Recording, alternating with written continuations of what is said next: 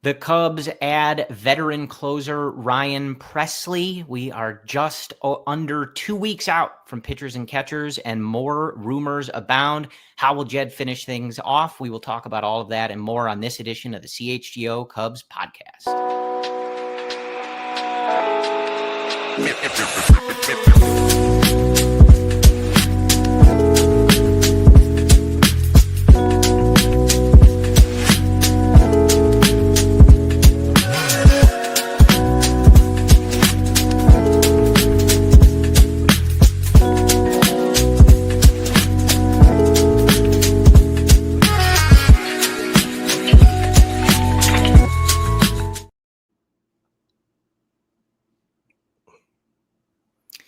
This is the CHGO Cubs podcast. My name is Corey. I am joined, as always, by Brendan. We are coming to you on Friday. It is January 31st, Brendan. Cubs pitchers and catchers report on February 9th. We are right there. Right there. It feels like there's a lot of work to be done, which is disconcerting. Although the Ryan Pressly deal does give us more confidence, but it feels as if we're still maybe 15% left in making moves. Yeah, it's interesting. You and I were talking before we jumped on, and like I said in the open, we'll talk about Ryan Pressly, get Dr. Brendan Miller's thoughts on the Cubs' potential new closer or how the Cubs decide to structure that bullpen. But we still hear a ton of rumors, Brendan, and big rumors too. Yeah, we know that the players in the media, the agents, they use these teams as leverage. And Jed even talked about that a lot of what fans are reading has never come out of his mouth or has anything to do with what they're actually doing, but it's just to seed these narratives. You and I talked about the sort of glaringly obvious situation with Seiya Suzuki and Teoscar Hernandez, those rumors that magically went away when Teoscar re-signed in Los Angeles. But what we were talking about is like, we're hearing, and again, which connections you give credence to, what you believe, etc. But in the last few days, we're still hearing about the Cubs, swimming in the waters of Alex Bregman, maybe being opportunistic. That's the buzzword for this offseason. We're hearing their interest in some San Diego Padres as they're trying to figure out their ownership and payroll and everything situation there, and Michael King and former Cub farmhand Dylan Cease. And it does just feel like maybe they're getting used as leverage by other teams and by agents and all this stuff. But clearly some folks out there believe there is a real desire from Jed Hoyer and the Chicago Cubs to not quite be finished here. I didn't even mention guys like David Robertson, who, Bruce Levine has been connecting the Cubs to about a potential rumor there. So it doesn't mean that there is still going to be activity this offseason after the Pressly move, et cetera.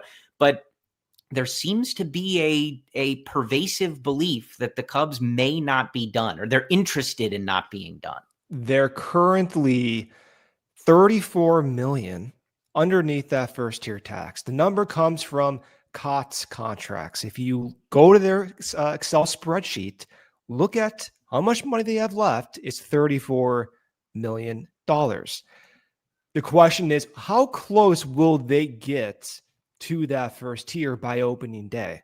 Are they going to spend close to that 34 as they did in 2023? Are they going to try to leave 10 million open as they did last year or so, some of that wiggle room?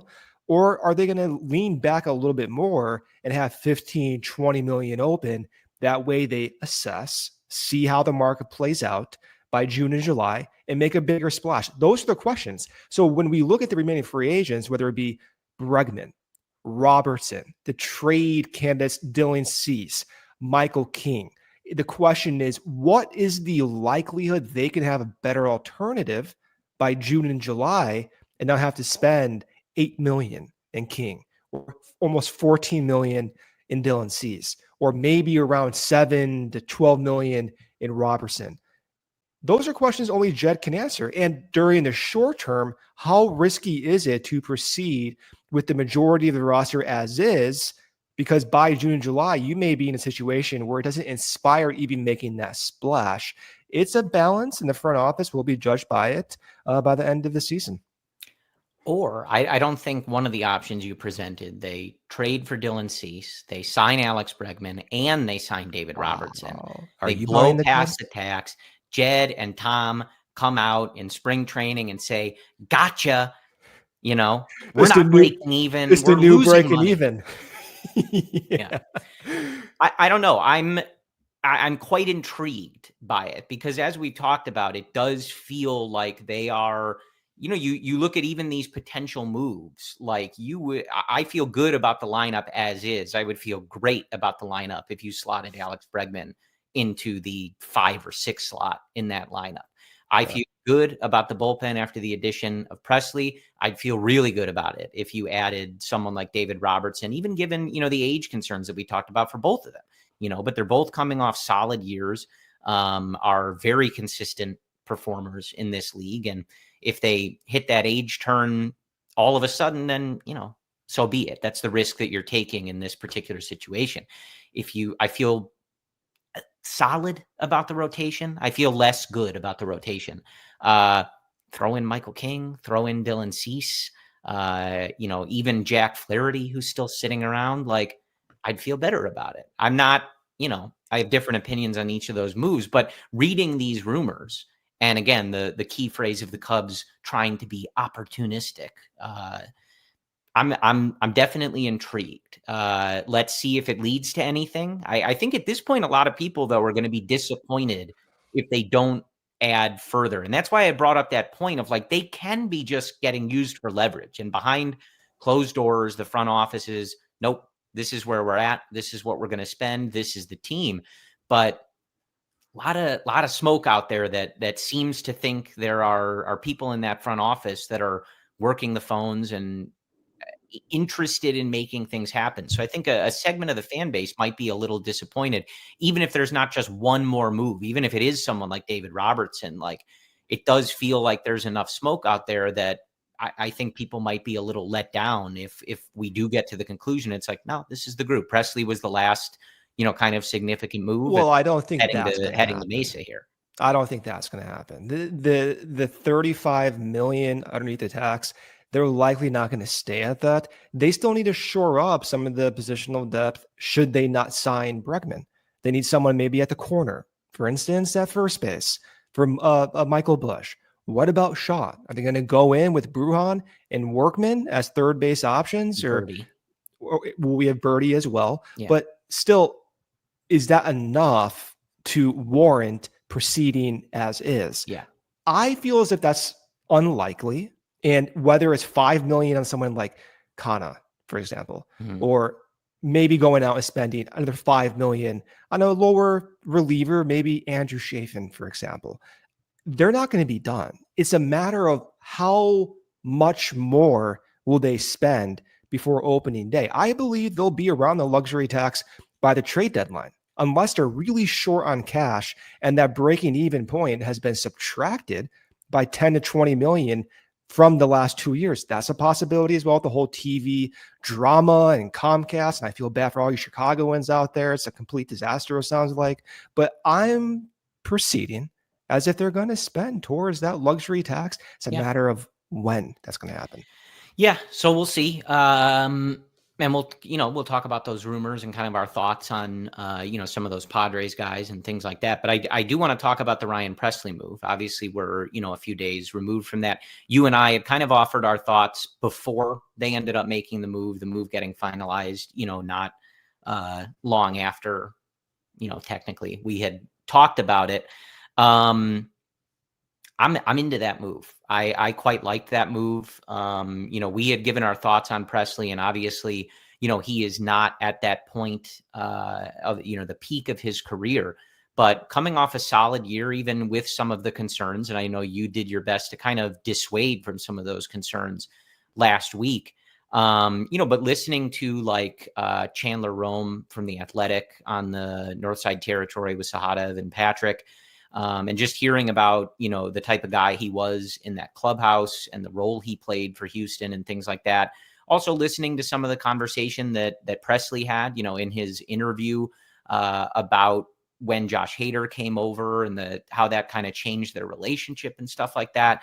The Cubs don't seem to have given him a guarantee that he's going to be their closer. They seem to have given him the indication that he will have the opportunity to compete for that and certainly be one of those guys that is in line to get that opportunity, depending on performance and stuff. But as we said when we talked last week, I think adding a veteran, someone who is close with Kyle Tucker, there's nothing wrong with that.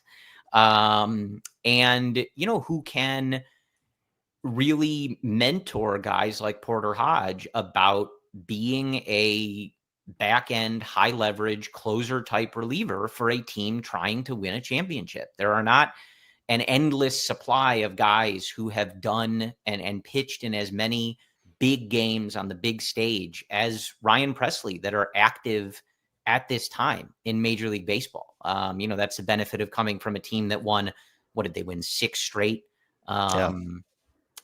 It's either they go to 6 straight ALCS or whatever it is. So I think that can be very valuable to this bullpen.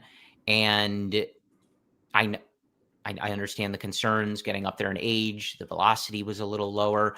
But as we talked about last week, the key to that is going to be, if it is a repeat of other situations where a guy is clearly showing those signs of age and the decline is happening in front of you rapidly, aggressively make the move. And, that's why when you see these rumors about maybe they do add David Robertson, or maybe they do, like you said, add someone like Andrew Chafin, just keep stacking this bullpen with arms and options and depth, and trust Craig Counsell to work quickly. But, when they made that move, the Astros eat a little bit of money. The Cubs send, a lower level, solid, but, lower level young prospect. I saw that. I was like, I'm into this move. You got a veteran reliever with World Series closing experience. Sure, the age, all that other stuff. But the Cubs needed more of this type of stuff. And absent them being the winner of, say the Tanner Scott sweepstakes or making a trade for someone like Klaus from Cleveland or something like that, this feels like a solid way for them to add depth and experience to this bullpen. I feel like the bullpen talk over the past few years has been brushed over as, oh, this is a great move versus, oh, this move kind of sucks. The majority of these moves are kind of in that no man's land where it could be good and it could be bad, and it reflects how relievers are in this day and age. The gamble makes sense. And when I look at pitchers now, I look at them more so as bets, not as a surefire type pitcher. There's only a few relievers in the league that have that projectable future. Presley's not that guy, nor is the majority of the current Cubs bullpen. Doesn't mean that the gambles they've made are stupid. The gambles they've made make a lot of sense. The gamble specifically for Presley is the age won't decline his value for 1 year. The argument is, well, the velocity dip and the lack of strikeouts is a huge red flag. So the question I had was, well, how significant is that velocity? Is the velocity one of the reasons why he gave up more runs last year? And you can easily address this. And so the first thing I did was look at what his fastball looked like in 2024 versus 2023. And this is not me asking questions and going in and playing with it. I throw everything at a computer and it just tells me what's going on. It's very easy. It takes 60 seconds. That's how easy this stuff is these days. So here's the graph that allows you to figure out exactly what differed between 2024 and 2023. Each red dot is one fastball in 2024. Each blue dot is one fastball in 2023. The separation among all these dots by the arrows informs which variable from StatCache pushed those pitches towards that region. And it's basically a left to right separation. You can draw a line straight in the middle. And the reason it's separated like that is because you have a horizontal release point difference. Now, when you look at just like, okay, this velocity affect run value, the answer to that was no, which was surprising. The only variable that actually shows some significant effect was that horizontal release point. And if you look at the horizontal release point, it did deviate significantly from the 2 seasons. And this was the one trade that interacted with time on run value. Now, velocity did go down, but the variability was so high. He had like half his outings last year, Corey, where his velocity was exactly like it was in 2023, more than half his outings. So it wasn't as if he was not achieving that. It wasn't as if it was, oh, he's throwing 1 mile per hour slower every single outing. It really wasn't like that at all. So velocity didn't appear to be as significant as you might think. And then the question is, what about his breaking pitches? He throws a curveball or slider almost 60% of the time. If those pitches look different, then we may have an issue. And so if we look at now his slider, see how there's no difference between blue and red, right? They're exactly the same pitch. Like there's just hardly any difference. So contrast that with fastball. See there's red versus blue differences. Now contrast that with the slider. Complete overlap. So his breaking pitches look the same. His velocity in many times last year was the same as 2023. He has some variance in release point, and he had some injuries last season. So I don't believe the velocity dip is a significant concern going into 2025. The age, though, is why he had that variability might be a concern. But I would imagine that's a risk worth taking for only $8.5 million, and then you can adjust on the fly because now you have the flexibility. If he does pull a Hector Neris, that you can just adjust and trade for someone in June. Yeah, so we have to hit our first ad break here, but when we come back, I want to ask you one. I have seen that, and I know they're different pitchers, but I'm hoping for anyone listening, if you can articulate why you wouldn't look at those two players the same. In Neris and Presley, and why you wouldn't necessarily expect the same, because it's at the same time an unfair concern, I think, because they're not the same player. They're aging Houston Astros, but also they're aging Houston at the Astros same exact price. Really good for the Astros, and I sort of understand where people are like, oh, not like deja vu, right? Like I've lived. Yeah. So I want to ask you that, and I want to ask you. Confidence level, just impressive. After you just went through everything, let's hit our first ad break, and we're going to finish the conversation on potential Cubs closer Ryan Presley in a second.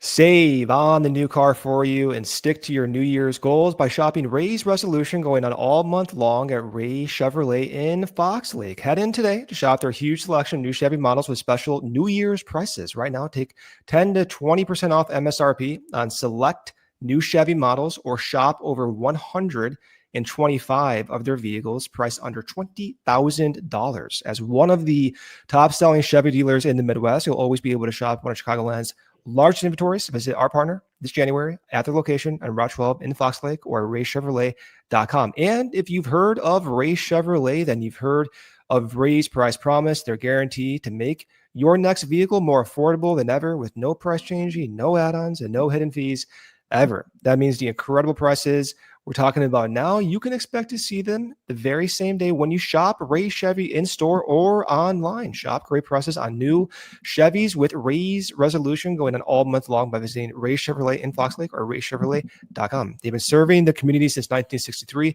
Together, let's drive. Again, 10 to 20% off MSRP on select new Chevy models, 125 vehicles priced under $20,000.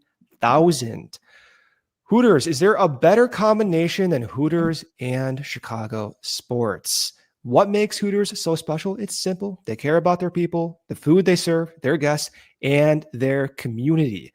You can start the new year with a deal that warms your wallet. Grab Hooters chicken tenders and fries, or chicken tender tacos and fries for just $9.99 each. And if you're feeling bold, try Hooters' new mango habanero wing sauce. Toss your wings or tenders in the sweet and spicy kickstart to 2025. Cheer on your favorite teams from any of the 11 Chicagoland Hooters locations, from Countryside to O'Hare to Melrose Park, Oak Lawn, wherever is closest to you. You can order even online for pickup and delivery. Check them out at originalhooters.com.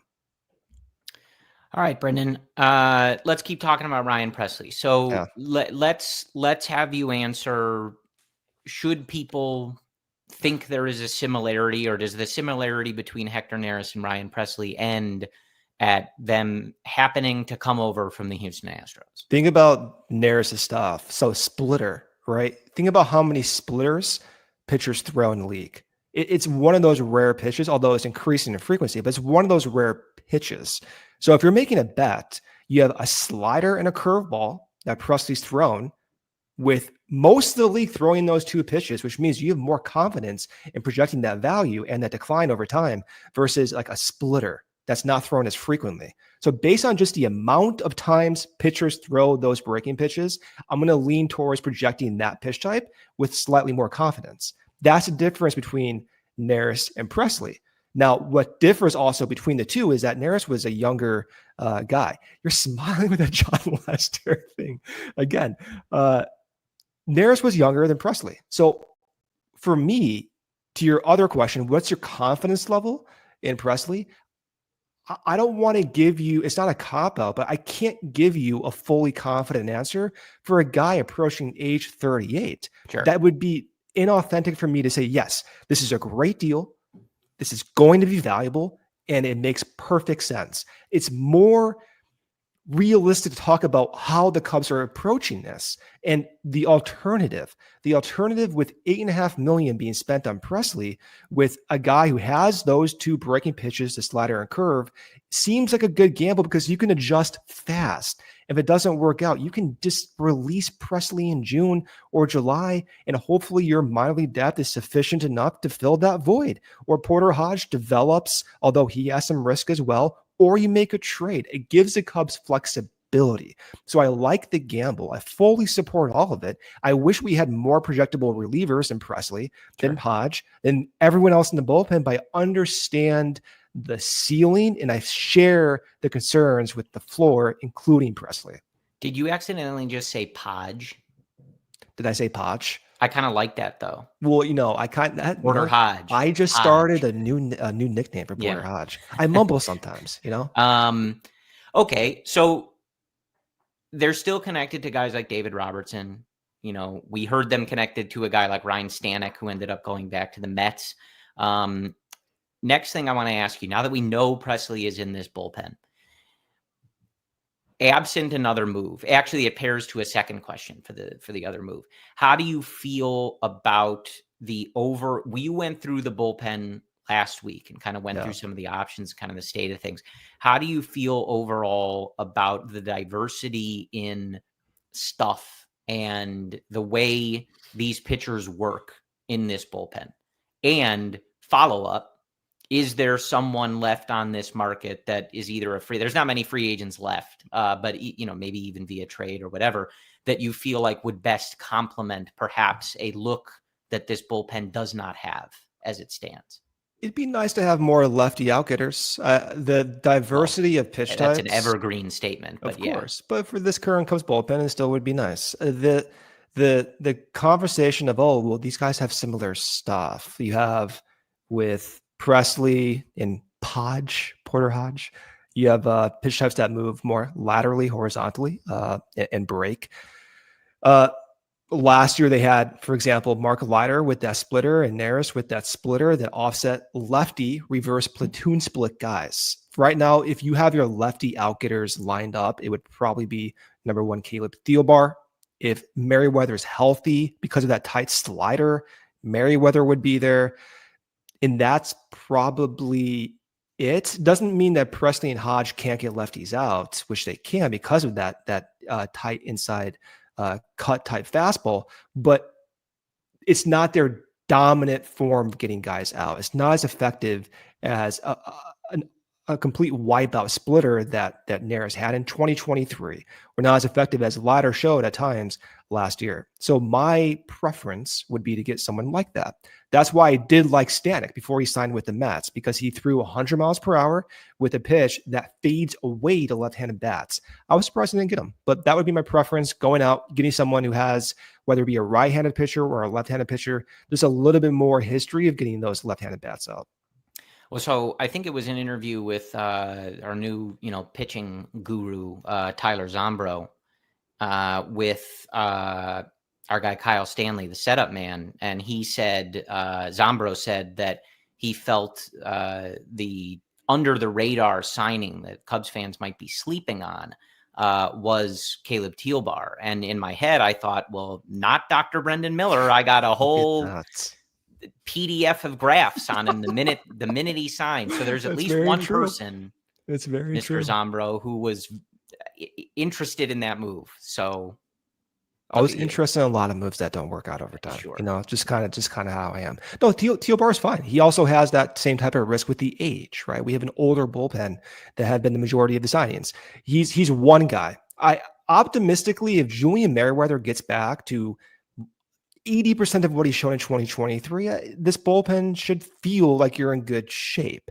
I, though, would like someone like a lighter type where you can go in, you can bridge 7th innings to the 9th inning, because Leiter can get lefties and righties out when he was at his best. And I feel as if right now the Cubs, if they have some type of diversity to fill, it would be one of those types of pitchers who can bridge multi-handedness in an inning or 2 innings. Okay.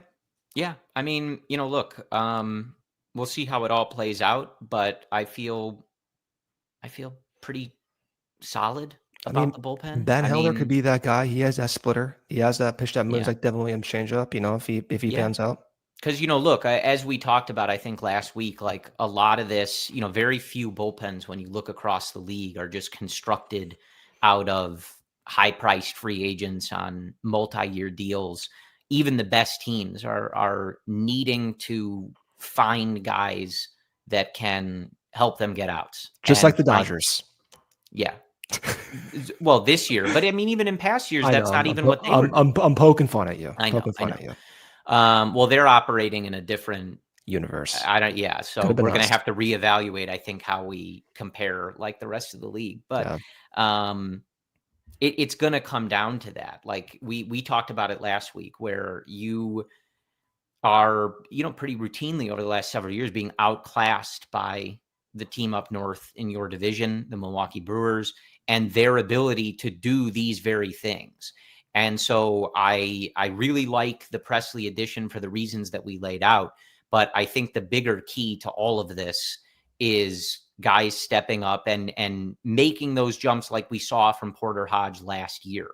The ability to move through the system, come up to the majors, deal with some growing pains, but ultimately like make those adjustments and show those signs that you can be a high leverage back end of a bullpen reliever, which he did. Yeah. And it's not to say that you need, 5 of those guys every year, but you need guys to step up in terms of, hey, this can be a 6th inning guy. This guy can be a 7th inning guy. We've seen over the years, guys go from being starters to being, 2-3 inning guys and have successful stints in those roles. So that's ultimately what I think this is going to come down to. As I said, unless someone like Emmanuel Class was walking through the door and you made a big trade for that, like there's not a ton of those options just readily available. It is going to come down to your ability to identify those guys in your system or take those chances on guys from other organizations and then trust the manager that you're paying $8 million a year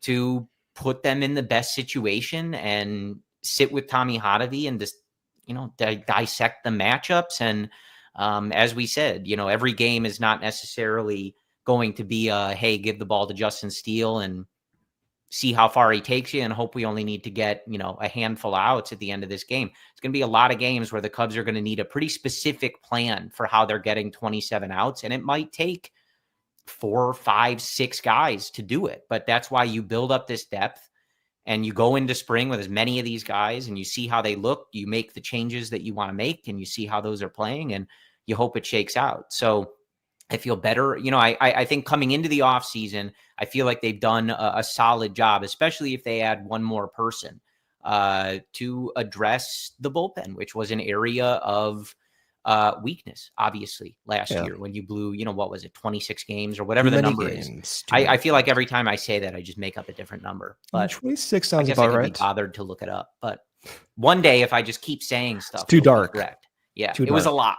It was a hefty amount, a hefty amount. Hey, look at that. So, yeah, I feel better about it. And I think, like, as always, we can yell about the first tier being the budget or this, that, or the other. But when we came into the offseason, we looked, the different facets of the game and said they need to make improvements in all of these areas. And I feel like they've improved the bullpen. I feel like they should feel better about their bullpen. And, nobody feels, I don't think anybody always feels 100% certain in their bullpen. There's always going to be variables. There's going to be injuries. There's going to be shuffling around.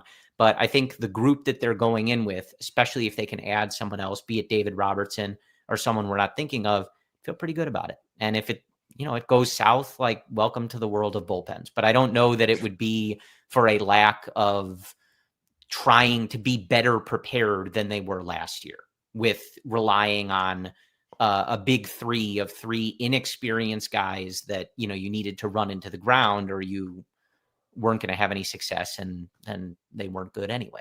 So it's not as if this bullpen outside of Presley has experience though either. This is the gamble they're making. Yeah. It's the difference between this year and last year feels more volume, more possibilities when those guys start to struggle. It's not a matter of if. Guys will struggle in this bullpen. Guys are going to get injured. It's a matter of how do you have a fail-safe in place so you're not blowing 8-run leads with me in the stadium in San Diego, ruining my life. That's what I don't want to see, So I feel as if it's better. And you give, to your point, correct counsel, the full ability to showcase why he was signed and fired for David Ross. That is what I want to see. I don't even feel as if correct counsel got his full potential achieved because their roster was so shaken up in May of last year, and they figured it out towards the end of last year. Let's hit our ad break. We'll come back around. We got more to talk about. More rumors, Brendan. We got to talk about the rumors.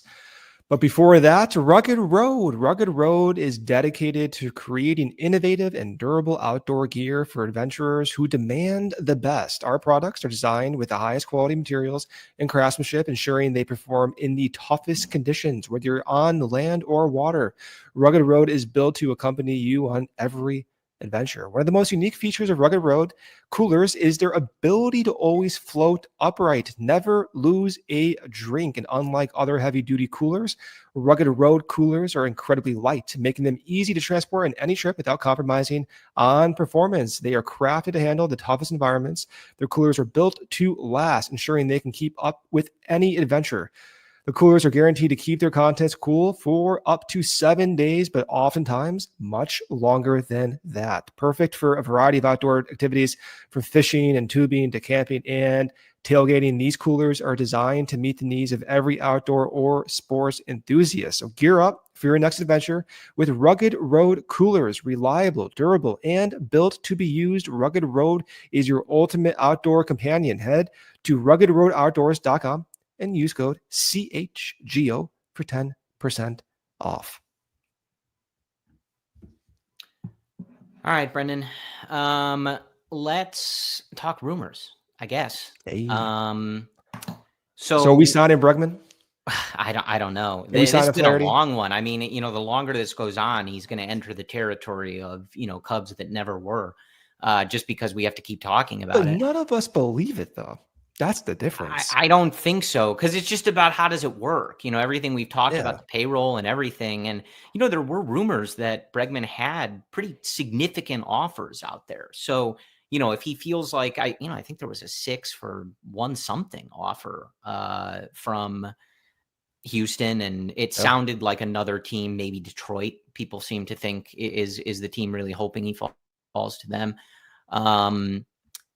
It's hard to figure how he would turn those down if they're indeed on the table and end up in a situation where, Jed Hoyer is able to be opportunistic with Cody Bellinger or Marcus Stroman kind of contract that, Bregman were interested in. I would be into it.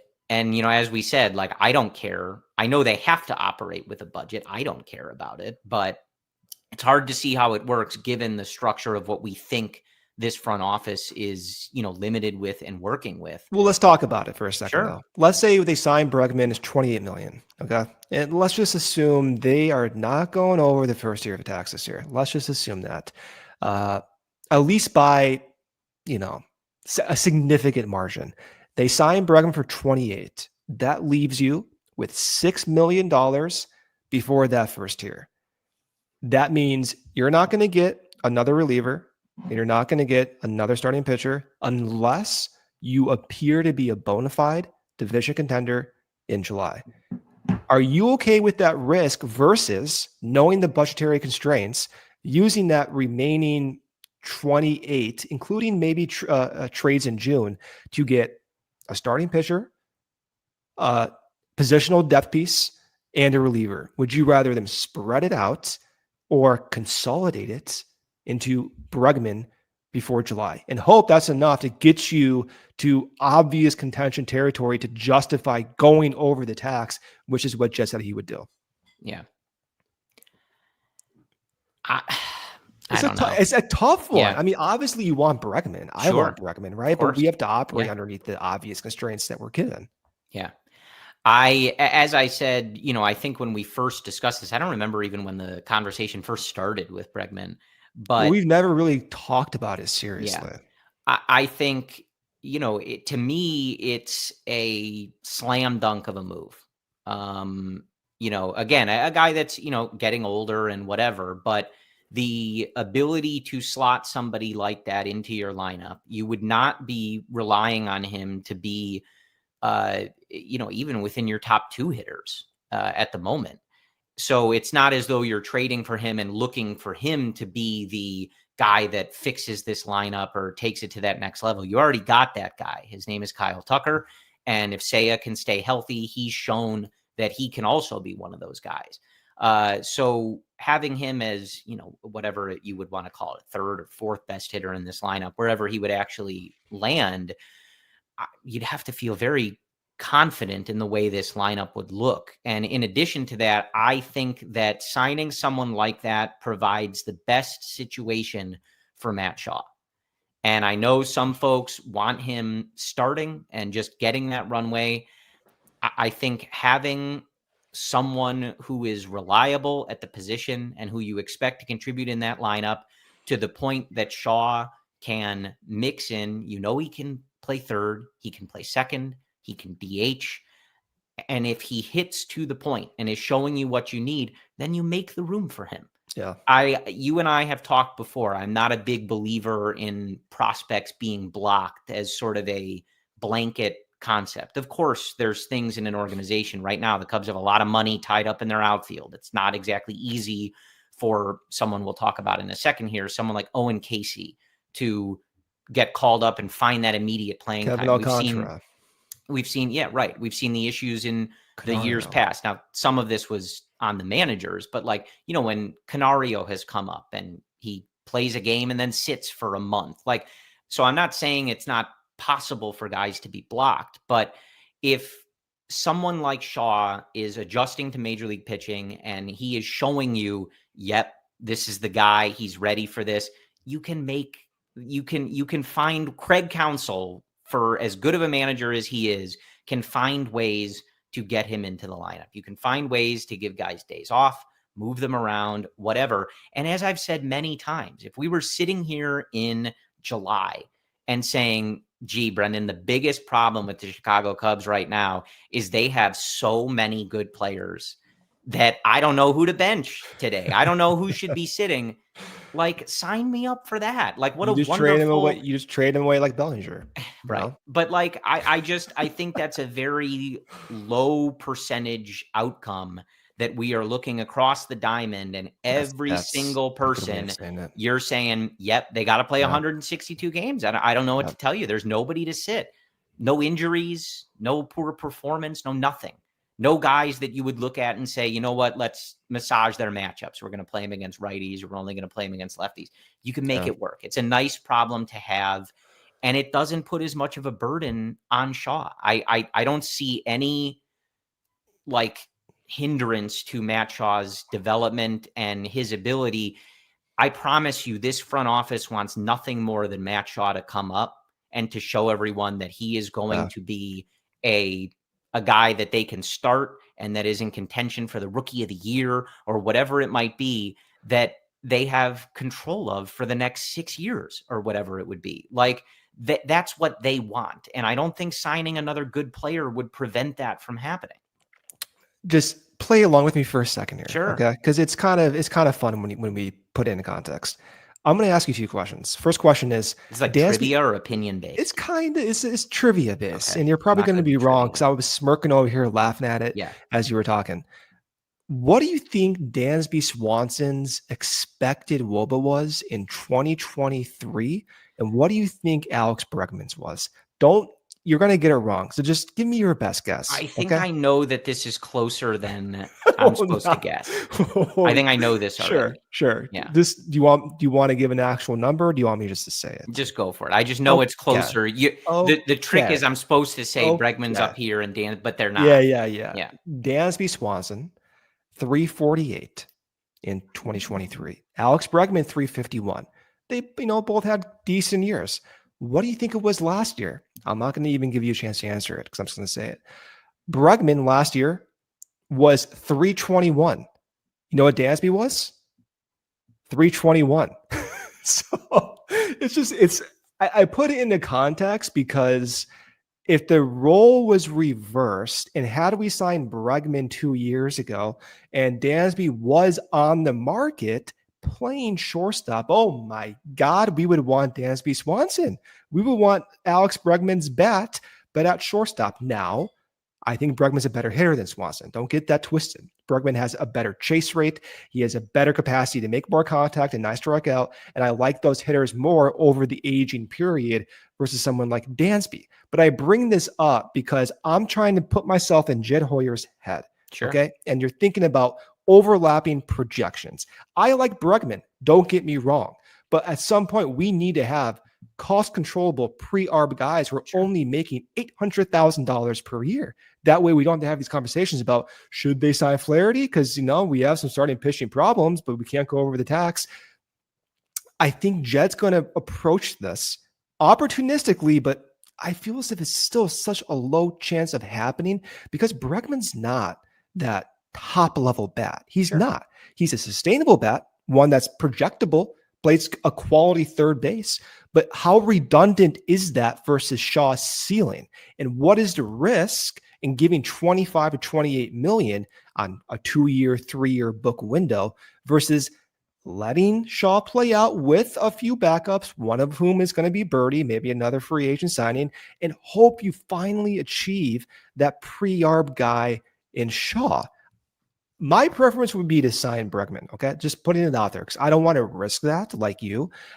But I can understand passing on Bregman because of the existing holes. Sure. And I don't feel as it's not an obvious decision as it's even being made out to be. I do think it does require some 2-3 year window thinking.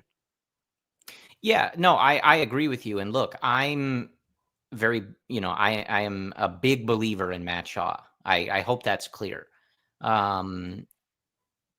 He's going to go through some growing pains probably. Yeah, I mean, this is a move that I would be interested in if the Cubs were being opportunistic. And, like I said, I think it represents an opportunity for them to make the team better and just put everybody in a better situation. Do I want to sign a 6-year deal? No. Do I want them to not have any more money to make any further moves if they were to do this? No, but those aren't, that's not my decision. I just think in a vacuum makes a team better. It creates a better situation I think it is a better situation for Matt Shaw. Well, how would he play though, Corey? I'm not saying, it's a bad situation, but realistically, how would he play? Because you have Dansby and Nico locked up and you have your corner of the outfields locked up. How would you make it work? I don't think everybody needs to play every day. That's how. So you're gonna bench Nico and Dansby for real? You're gonna bench Bregman? Nico right now. We're not positive if he's what his condition is. That's very true. Break camp. That's very true.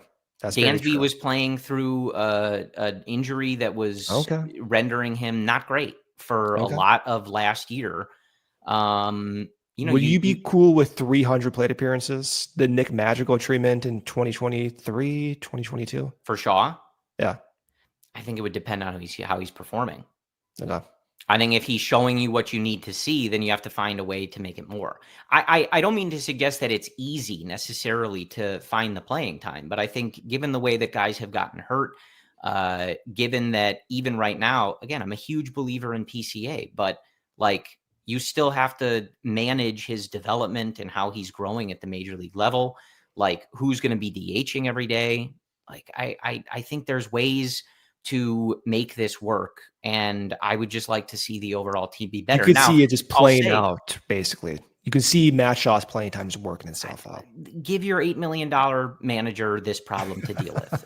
It's not mine, right? Like again, I understand it's not that easy, but I just think you look across the diamond, especially the way that some of these guys were playing, they don't need to play 162 games. They just don't.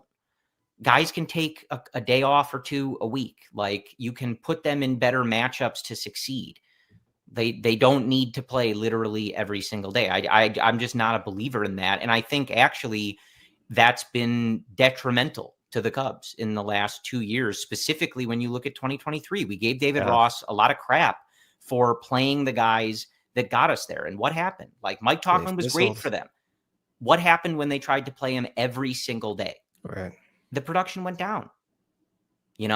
Michael Busch in the second half, I'm a believer in him too, but he didn't have a great second half. He had like a 700 OPS in the second half. Does he have to play 162 games? And I'm not saying you play him for 80, but like you take 10, 15, 20 games here. Like you can make it work. And even if you're bringing in Bregman, does he have to play every day? Right. I just don't think so. And this is one of those things as a fan, it's certainly easier for me to just sit here and say like, just figure it out, get as why many would good players. But let me push back on this for a second. Sure. Because the money would be almost equivalent in the contract equivalent to Bellinger, right? Yeah. And so you have first base with Michael Busch. He's more projectable than Shaw, right? But there's still some volatility at first base. So it doesn't seem aligned that you would trade Bellinger and get the same exact contract to Bregman when third base arguably has a higher ceiling with Matt Shaw versus Busch. I would have kept Bellinger too. I would have done all of this. Yeah. But it just seems, I'm trying to put myself in the front office's shoes. I just can't see it working. Base. Huh? Make Alex Bregman play first base. That's fine. Isn't he short though? Look, I don't mean to suggest that it's easy or, that it's not something that may come with difficulty, but I think there's also something to be said about the situation that they're currently in, and we'll see if they improve it, right? They might, but the situation right now is that Matt Shaw is either good at third base or you don't have a major league third base. John Birdie's fine. I know he started big games for the Yankees, whatever. He's an older player that maybe you're hoping hits league average. Well, you have Gage Workman, Corey. You got Gage Workman and Benjamin Cowles. So you know what I'm saying? Like, and I think that the risk there, if Matt Shaw, struggles or does need those matchups massaged a little bit, you do run a risk of that process being somewhat detrimental to him. If the burden becomes too much and the team's overall success seems to hinge too much on one of your most important young players. I think that that's equally something to express concern about. And I don't think that has anything to do with anyone's level of confidence in Matt Shaw itself. I think even still, they've added a massive player in Kyle Tucker. But as I've said before, I think you have more information and feel more confident in a guy like PCA and a guy like Michael Busch. But those are still, not necessarily clear-cut answers that you have at those two positions. So then you also right now are hoping that is Matt Shaw their most important, outside of PCA, one of their most important prospects in years? I don't like answering that question. Sure. If you have PCA and Matt Shaw reach their potential, then you're moving your win projection to 92 and you give more flexibility to Stein Tucker. Of course. It's huge for this team. When we're talking about Bregman, I'm looking at this.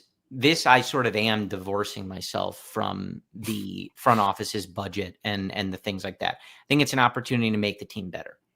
Yeah. Bring in a guy, they're only going to be interested in doing this on a contract that is not locking something up for, a significant period amount of time. So I'm operating through that lens. And my thought would be like, load up for 2025.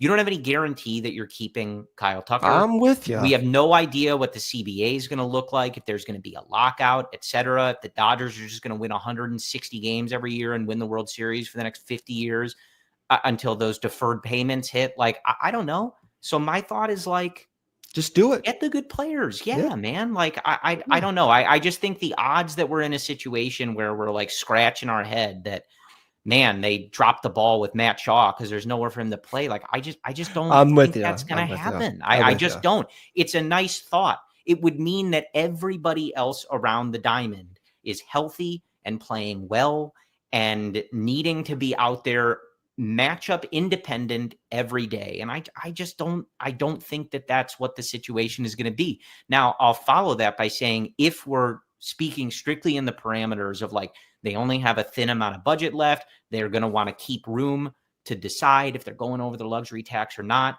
come the trade deadline. My preference would be to add to the starting rotation. I would be looking at one of these trades. So it's not like I'm sitting here like banging the drum, like or banging the trash can, if you will, Brendan. For my, yeah. I was hoping he doesn't see that. He's like, oh, those Cub fans. I don't want to go play for those guys. I don't care. Listen, I've said many times, and I'm pretty sure I said this on air with you.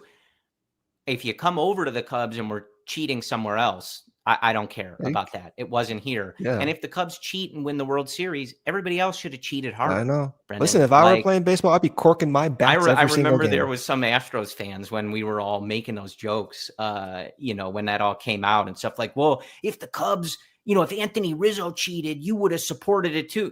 Damn right I would have. Hell yeah. Anthony Rizzo is the best sign stealer in the world. You guys should have tried harder.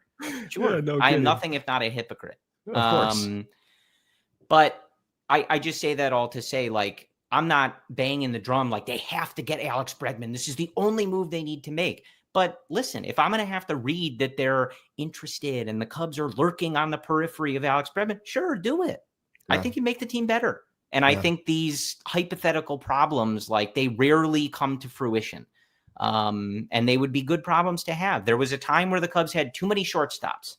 Where are they going to play all these shortstops? You know what I mean? Like, one of them was on the team after 2 years of those conversations. And you signed Ben Zobrist to play second base for the majority of 2016. Yeah. And then you move Javi to second base during the playoffs. And so you just figure things out. Like, I just don't, maybe I'm wrong, and I would eat crow about it if I was wrong. But I don't think that signing someone, I've been wrong plenty.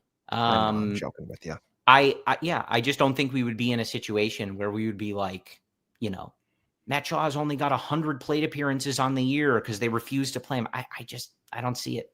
I don't see it. If he played well enough to continue earning the time and to match their development schedule for him, what they want him to be doing in his rookie year based on performance and all that other stuff, they'll find a way to make it happen. And there's guys on this roster that can be expendable to that end. Like, they can lose some plate appearances for a hugely important prospect. That's fine. When I brought up the Bellinger trade, they are different. There's the similarities is in contract and risk profile given the Cubs' current needs. The risk profile at third base is more risky than PCA and center, which is where Bellinger could have played, or the risk profile of Bush at first base, where he also could have played. I think the floor for PCA is like one WAR, and that would be like great defense, but the worst Nick Madrigal type hitter in the league. That would be his floor. Bush, I can see him being a now. Hold on, though. I do have to, PCA can hit the ball past the warning track, so that's not even really possible. That's very true. I think PCA. If I'm going to bet like which one's more likely, I'm going to bet on the over on like 4 WAR in PCA this year.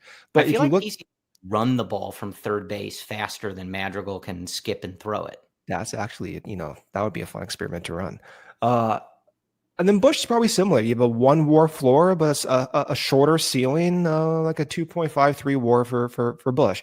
So the floor there is a little bit tighter for those guys. Shaw you could be replacement level. If you're not going to field competently at third base and you're going to struggle offensively, then you're probably replacement level. And I think that's the risk profile they have, which would justify that basically replacing Bellinger for a third baseman. But because of the pitching volatility at the back end of the rotation and maybe the bullpen, it just doesn't feel as if the front office is operated like that to fill that void of a third base. So I'd be surprised, but like you, if you're going to ask me what I want to do. Yeah. Well, I wanted to transition. I do want to, we only have 5 minutes. I know. I do want to talk about these Padres pitchers. Yeah. That's fine. That's fine. Just to finish up the 5 seconds, I would sign Bregman.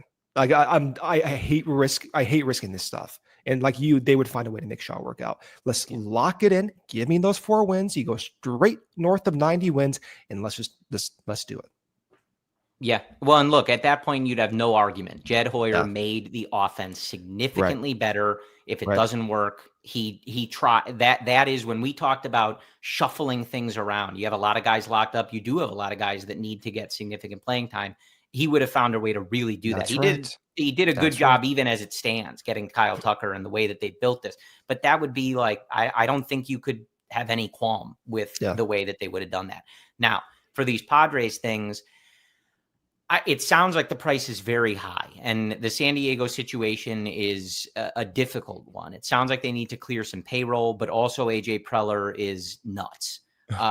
So I'm assuming the asking price for these guys, even though they don't have a ton of, control, I believe they're both free agents after next year. They are right? Both free agents. Yep. The price sounds very high.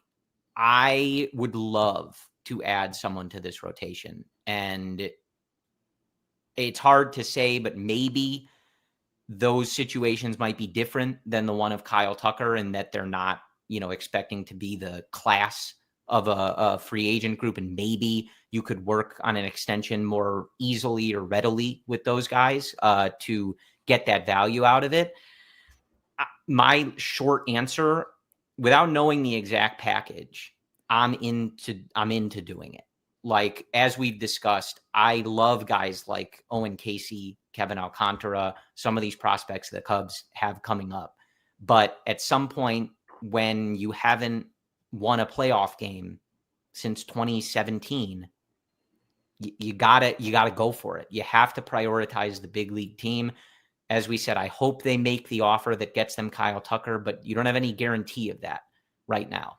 And again, if it's possible to look at these things and go, that package is crazy. Hang up the phone. AJ Preller is nuts. That is too much for, a year of Michael King. But I want them to win at the big league level. And it's okay to feel like nervous about trading a guy like Cam Smith or trading some of these potential guys. But ultimately, like, sometimes you have to find that balance of, like, the goal is to win at the major league level. The goal is to win World Series championships, to win the NL Central, which you haven't done in quite a long time. Yeah, 2020. And that doesn't count. That's true.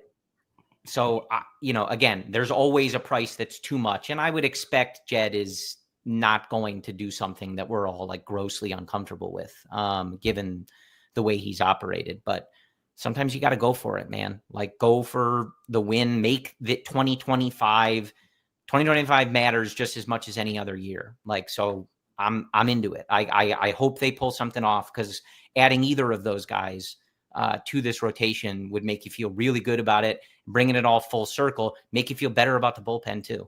Like, oh yeah, depending on what you gave up, but you'd be able to move everybody down. Like, your pitching depth would be so good, and Jed would be giving this team a really, really good shot at success in 2025. It depends. Let's look at Michael King. Okay. 170 innings last year. First year he started the entire season, was worth 4 wins above replacement. Projected next year at 3 wins above replacement. He will be making $8 million after arbitration. So that's the price tag. $8 million plus an Owen Casey type prospect for Michael King. Dylan Cease around $14 million, probably a similar type package of prospects, because consistent pitching since 2021, also over 4 wins, projected over 3 wins. The price, though, is going to be important. I keep talking about price. I keep talking about price. So when we look at Owen Casey in the current Cubs, or other prospects in that tier in the current Cubs starting rotation, it's, do you want to trade Casey for Michael King for $8 million with the recent only season of 170 innings, or proceed as is with Assad and then adjust in June and get back a starting pitcher then that's now on the market and trade Casey for that pitcher with more history, right? Michael King's great. I like Michael King. I don't like 1 year guys. I don't. I would feel a little uncomfortable trading for an older pitcher who has not pitched more than one season, a full every fifth and sixth day of baseball. I would be uneasy about that. Dylan Cease, way more comfort going with Dylan Cease. I like his stuff better. I think it's more fun to watch just aesthetically than Michael King. I would go with that. But then again, it's $14 million. So I don't want the Cubs to pigeonhole themselves where they can't improve at the deadline. Yeah. So can they get someone who's cheaper? You know, if you trade for someone at the deadline, that's going to be worth a prorated $6 million and you save $6 million, that might be the way to go and proceed as well. It's complex, dude. It's complex. Yeah.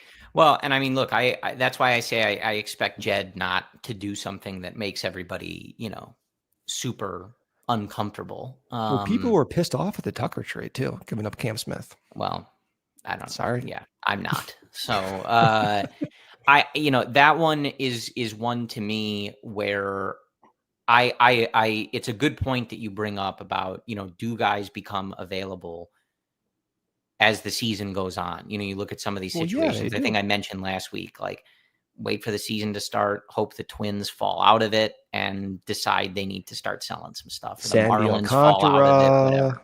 Right. Yeah. So that's kind of where my confidence is that if AJ Preller, if these are the only two, rumors or whatever, again, I do think the word opportunistic is key. It's one of those things everybody's using and it's become like the Cubs buzzword, whatever, for the offseason. But that is how I would imagine it's being approached. If AJ Preller is talking to Jed and he's putting together some insane prospect package for 1 year, Jed's not going to do it. I don't think that the pressure is going the other way. It sounds like San Diego is the one that needs to clear some money. And it's pretty easy for Jed to be like, look, I'm trying. These are the guys available, but there's a line I'm not willing to cross with what we're giving up if we're not getting that long-term control. And then that's where you kind of go back to their, one of their old catchphrases of like not mortgaging the future for the present type of things. So, and then you intelligently spend on the bullpen, right, in order to break even. There you go. And then we hope the bats don't break. Yeah.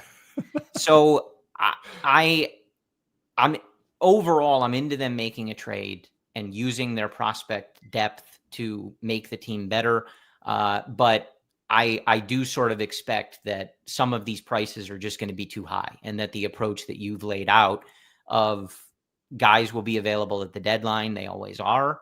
And if we're in it and we're in a position, not only that, you'd have an extra, 3-4 months of information on some of these guys, whether they were up at the big league level or at AAA, wherever they might be playing at that time. You'd have a little more information on them. Now, of course, the risk is, do some of these guys value get lower, things like that? You never know. But I think the point is that I would like them to improve the rotation. I think it would put them in a really, really good spot. And we would be at that point where this is the best team in the NL Central. It is their division to lose, like outside of them getting in their own way or just really bad health or something. Jed really nailed this.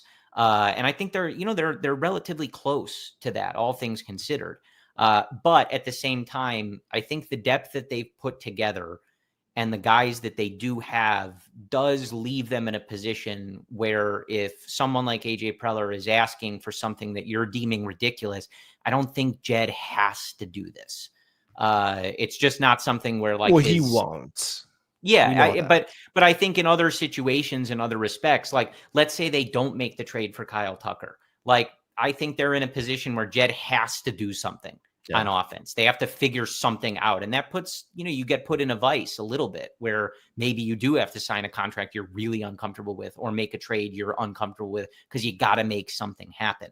But with these pitchers, I don't think that they're in that position. I think they feel confident in Steele and Shota and the sort of resurgence that Jameson Tyone had. I think obviously they're confident in what they can get out of guys like Matthew Boyd, Jordan Wicks coming back, Javier Assad, Craig Counsell's old friend Colin Ray, et cetera, that I just don't feel like Jed is going to find himself in a position where he feels pressured to move guys in a package that he's uncomfortable for. So I'd like to see it, but if the asking price is too high, the asking price is too high. There's not really anything Jed can do about that. So, and the opportunistic idea extends to June and July. The acquisition window is not closed. You just play 60 games and hope you stay afloat where you get that information, like you said, and you can get one of those guys. It's a matter of, do you spend now or do you spend in June? That's the question I think the front office will be dealing with. Oh, and look, like we've seen this, this has happened in years past, like teams not particularly great, even by the deadline. And, you have a good second half, you turn things on, you're playing in a weaker division. The Atlanta Braves are one example, and 2022 where they won the World Series. The Nationals too that year.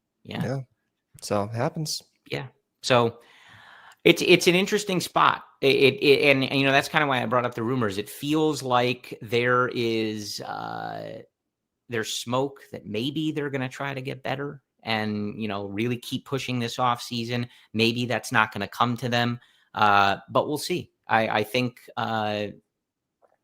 I'm happy with the Presley move, and I hope they keep pushing, keep adding to that depth. And if there is one more exciting over the top kind of move, obviously I say go for it, Jed. That I think we'd be hard pressed to find fans that don't want them to, be aggressively getting better. So let's see what the rest of this offseason holds. As always, the CHGO Cubs crew will be with you if there is the need for an emergency podcast, breaking news, etc.